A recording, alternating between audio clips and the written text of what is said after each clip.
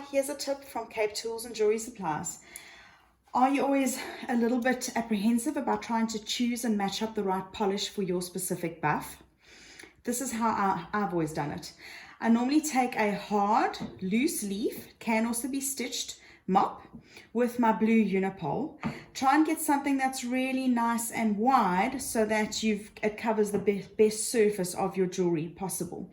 You get some that have got a leather or a plastic insert. There's no real difference to either of them. They both last just as long. So you always start with your first most abrasive polish, which is your Unipol, which is your blue polish. Then generally I'll either go over to Dialux Green or the new Unipol Gold. And this I use on a stitched mop, but it's much, much softer than your initial first polish. Also remember, you cannot mix and match your polish and your buff. It always one has to stay completely with that specific polishing compound all the time. If you mix them, it goes incredibly hard and reacts with your metal and does not give you a nice finish.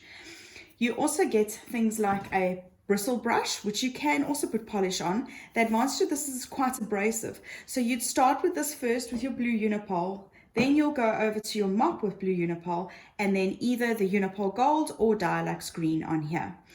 If you want something incredibly soft that you're going to be doing by hand and not on a polisher, you're going to be using something like Unipol Paste on a really nice soft polished cloth. That also helps get into places that the very large mop can't.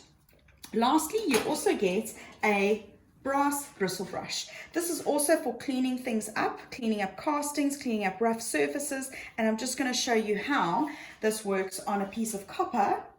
Very, very dirty, and it's got a couple of uneven surfaces, so I'm going to give this a polish so that you can see what the brass bristle does.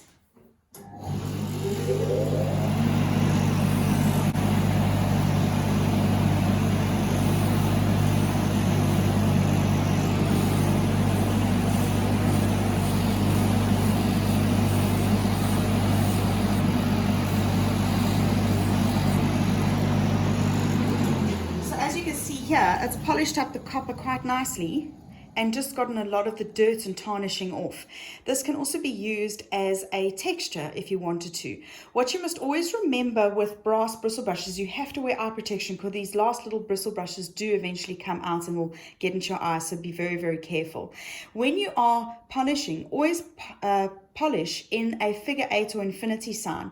This always gets into all the different undulations and surfaces and stops you getting marks, brushing marks that always go in one direction. So either a figure 8 like that or a figure of 8 like that.